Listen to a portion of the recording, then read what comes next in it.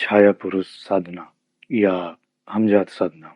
क्या बस इतना है कि हमने बस एक लैंप जलाया, एक दीपक जलाया, एक कैंडल जलाया, उसको इधर उधर सेट कर दिया, फिर दूसरी ओर परछाई पड़ने लग गई और फिर हम उसको बैठकर त्राटक करने लग गए और वो फिर छाया पुरुष साधना हो गई है? नहीं, आप कैंडल जलाएं या ना जलाएं, दीपक जलाएं या ना जलाएं, छाया पुरुष साधना करें या ना करें, सबसे पहली चीज तो ये है कि आपका छाया पुरुष या आपकी छाया या जिसे कहते हैं हमजाद, हमजाद यानी हमारा अक्स, जब भी एक इंसान का जन्म होता है तो उसके साथ उसकी छाया भी जन्म लेती है। और जन्म के पहले दिन से लेकर मृत्यु के क्षण तक, जब तक आपको जला नहीं दिया जाता या दफना नहीं दिया जाता, तब तक उसका अस्तित्व रहता है।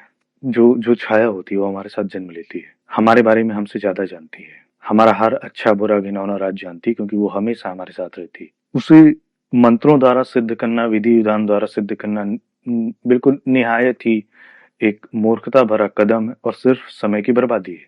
उसका कोई मंत्र होता ही नहीं है, और अगर है या होता है तो ठीक है, मैंने कहा मना किया, आप बिल्कुल जप डालिए उसको भी 1.25 लाख 5 लाख सिद्ध हो जाए तो बताइए।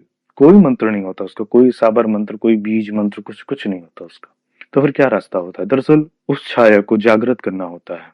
छाया को जागृत करना क्या होता है?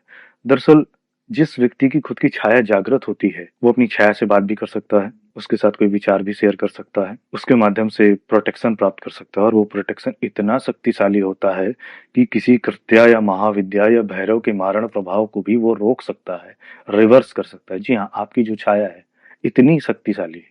छाया जागृत करने का जो सबसे आसान तरीका है, वो सबसे कठिन तरीका है, वो ये कि छाया से बात करना, और इसमें कितना भी वक्त लग सकता है। इस प्रोसेस की कोई लिमिट नहीं होती कितने दिन लगेंगे। कुछ लोगों की जल्दी जागृत हो जाती है, जो ज्यादा सेंसिटिव होते हैं, जो ज्यादा भावुक होते हैं, जो दिल से साफ होते हैं, जिनकी आत्मा शुद्ध होती है, या जिनकी आत्मा में एक तेज होता है। दूसरा एक तरीका होता है, किसी ऐसे मास्टर से संपर्क कीजिए जो आपकी उस छाया को जागृत कर सके, क्योंकि जिसकी छाया जागृत है वो आपकी छाया को जागृत कर सकता है।